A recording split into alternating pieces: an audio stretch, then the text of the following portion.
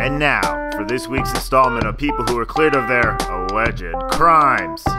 So it turns out that everybody's innocent this week. Donnie didn't collude with Russia, Jussie didn't collude with those brothers, but sadly Aunt Becky definitely colluded with that college. It's always the ones you least suspect. On Tuesday's editions of the late night shows, the host took on the news that Jussie Smollett was cleared of all criminal charges and had his record expunged after being indicted on 16 felony counts by a Cook County grand jury in March. The Empire actor had been accused of staging his own attack on January 29th, which he said was a hate crime perpetrated by two unidentified Trump supporters. Chicago Mayor Rahm Emanuel has called the decision to clear Smollett's name a whitewash of justice. On ABC's Jimmy Kimmel Live, the host addressed this fact saying, "The mayor of Chicago, Rahm Emanuel, and the police superintendent are furious that they dropped the charges. The mayor says this is a whitewash of justice, but that's how it's going nowadays. Everyone we think committed crimes didn't. R. Kelly and Felicity Huffman, you're free to go." Over on The Late Show on CBS, Stephen Colbert joked, "Isn't it a hopeful sign in America that all rich, famous people get off easily?"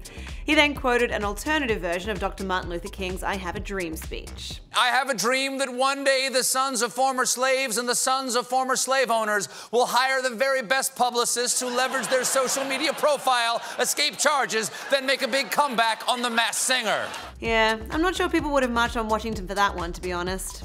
Citing the fact that Smollett has publicly declared that the criminal charges against him being dropped means that he is totally innocent, Colbert then explained that was not the case. The host told viewers that the prosecutor of the case had said that afternoon, "The fact that Smollett feels that we have exonerated him, we have not. I can't make it any clearer than that." But Smollett's spokesman was defiant.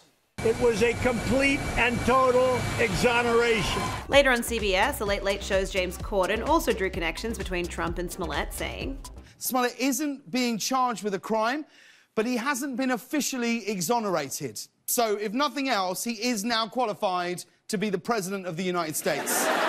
Wondering what the future holds for Smollett in light of this whole bizarre scandal, Corden joked. "It is very impressive that one person might be too much drama for the show Empire."